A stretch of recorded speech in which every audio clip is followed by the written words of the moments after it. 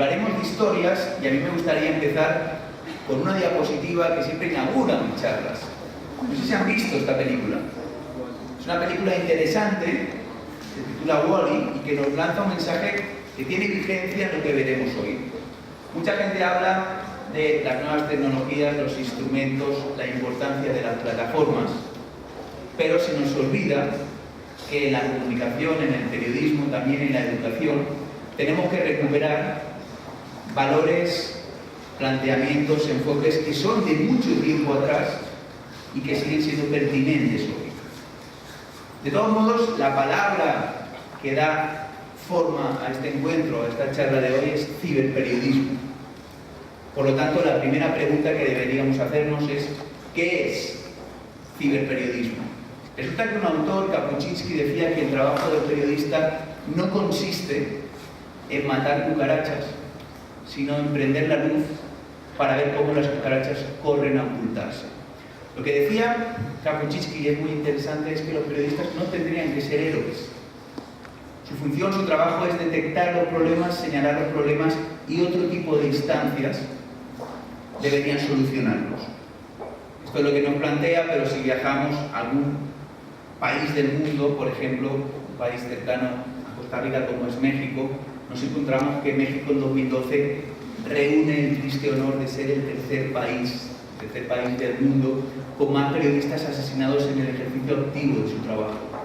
Y hay muchos otros más que han visto cómo sus profesionales de la información, por desgracia, se convertían o se tenían que convertir en héroes. Yo he planteado la charla con 10 grandes ideas, 10 titulares, 10 enunciados para entender el cambio. El primero es que estamos ante la web de la gente. Todos hemos oído hablar de la web 2.0, de la web social, que viene representada por este conjunto, por esta amalgama de plataformas, instrumentos, dispositivos que permiten que la gente participe. Yo prefiero explicar estas cosas con historias. Este político seguro que a todos nos suena. Son escenarios de la actualidad más reciente que han demostrado que Internet y los ciudadanos pues, pueden hacer sinergias interesantes. El 11 de septiembre en Manhattan, el 11 de marzo en Madrid, el 7 de julio en Londres, la primavera árabe en el norte de África o incluso desastres naturales como el último terremoto de impacto que asoló Chile. Les decía de un político, vamos a ir a Birmania porque resulta que el primer ministro de este país hace un discurso televisado y dice que no se va a gastar ni un solo céntimo del presupuesto del país en cosas que no sean estrictamente necesarias.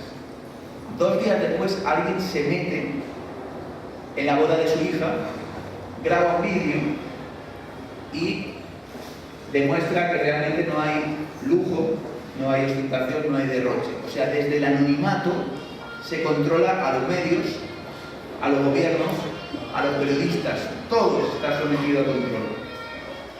Estamos también en una web de la infoxicación. Se habla mucho de la sociedad de la información. Yo creo que estamos en una sociedad de la infoxicación. ¿Por qué? Fijaros, se hace un estudio para ver cuáles son los contenidos que más han crecido en Internet en los últimos años.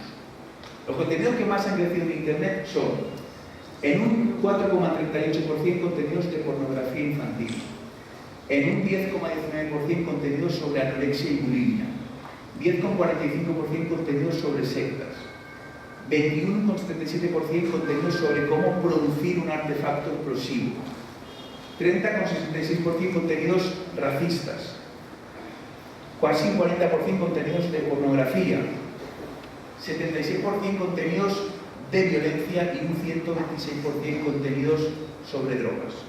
Estos son los contenidos que más han crecido en Internet. Podríamos terminar aquí la charla porque el panorama es agorero, no se puede hacer nada. Es difícil. Y aquí es donde nos movemos como periodistas, donde se mueven los ciudadanos, donde se mueven los jóvenes que hoy están utilizando Internet por encima de cualquier medio. Hay otro estudio más positivo que dice que la gente que utiliza Internet es más sociable, se interesa más por la vida política, participa más, exige más a sus gobernantes. Dice este estudio, yo lo cuestiono, que tienen más amigos, digamos que tienen más conocidos. Y lo que es muy interesante es que lo virtual y lo presencial se refuerzan, se complementan. Lo analógico y lo digital pueden ir de la mano y generar buenos productos. Esto sí que nos tiene que invitar a pensar en el ámbito de la información, en el ámbito de la reinvención de este oficio por el impacto de Internet. ¿Conocéis este señor? ¿Quién es? Gaddafi. Gaddafi en la parte inferior en el momento en que es capturado y asesinado. En la parte superior, no sé si lo apreciáis, hay la fotografía y 3 teléfonos celulares de alguien que está tomando fotos al cuerpo sin vida y ensangrentado de ese señor. Y uno se plantea, esta gente que estaba tomando fotos iba a mandar esas fotos al Washington Post, al New York Times, al periódico La Nación, o simplemente buscaban su trofeo. Y aquí vemos un ejemplo, pero es que hay historias un poquito más duras. Esta mujer se llama Sarah Logan, es una periodista que trabajaba cubriendo la primavera árabe en Egipto.